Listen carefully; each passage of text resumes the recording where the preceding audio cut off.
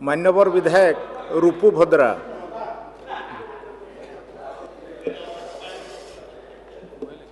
धन्यवाद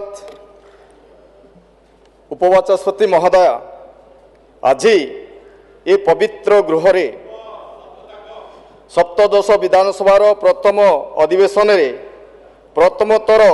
कोटपाड़ निर्वाचन मंडली सर्वांगीन उन्नति सकाशे मते कहवाई सुजोग देथिबारु उपवाचस्पति महोदय कोटपाड़ निर्वाचन मंडलीर वर्तमान और भविष्यतर स्वार्थ और विकास को साकार करने कोटपाड़वासी निजर विवेक अनुसार गणतांत्रिक उपाय रे तांकर प्रतिनिधि भावे मते ये पवित्र गृह रे पठाइतिबारु मो धन्य मने करुछि। उपवाचस्पति महोदय मु धन्यवाद देवी आम मोहन चरण माझींकर सरकार को मोर कोटपाड़ निर्वाचन मंडल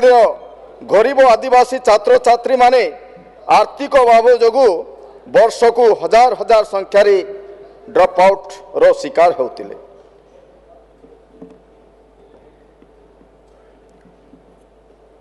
तेणु आज यही सरकार ड्रॉप आउट रो आरस को आश करने जो पदक्षेप नहीं माधव सिंह हाथ खर्च योजना सेटा को मु निश्चित भाव समर्थन करुछि। जेहेतु मु गोटे आदिवासी अंचल आसी मु आदिवासी जो समस्या अच्छी मु निजे अंगे निभाई। आज ये पवित्र गृह रे जो विरोधी दलर पुरुखा जो सदस्य माने अछंती ए पवित्र गृहटी होची एक शांति श्रृंखला एवं बजाई रखा कथा, किंतु यही गृह को मध्य जो प्रकार अव्यवस्था रे तांकर मत रखुचंती जो 2.5-3 मासर कम सरकार को चलाइबा दौना आपण माने 24 वर्ष भितर को प्रकार परिस्थिति तला आमर आदिवासी भाई मनकर धैर्य आपण प्रति कौन थिला। 3 मास ही नहीं ए मोहन माझी सरकार को आपण एठी सुरकुरु भाव में चलाई देना। तेणु मु धन्यवाद देवी यही मोहन माझी सरकार चरण माझी सरकार को यही बजेट रे मते उपस्थापन करने भारतर संविधान धारा 275 क भारतर संविधान धारा 275 क योजना रे अंगनवाड़ी केंद्र विद्यालय भित्तिभूमि जता शौचालय छात्रावास रसोई घर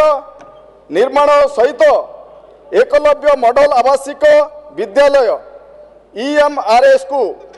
जोगाजोग रास्तार विकास रास्ता एवं सेतु निर्माण समेत अनेक भित्तिभूमि प्रकल्प मंजूरी एवं कार्यकारी करा जाउछि। एही प्रकल्प गुड़िक उद्देश्य नहीं जनजाति अंचल रे सुगम्यतार उन्नति आनिबा आवश्यक सुविधा प्रदान करिबा एवं सामग्रिक भित्तिभूमि को वृद्धि करिबा। भारतर संविधान धारा 275 क आर्थिक प्रगति 2021-22 फाइनेंशियल प्रोग्रेस जनजाति व्यापार मंत्रालय मिलथिबा 8,323.99 लक्ष मध्यरु 4,955.08 लक्ष व्यवहार करा जायछि। भौतिक प्रगति फिजिकल प्रोग्रेस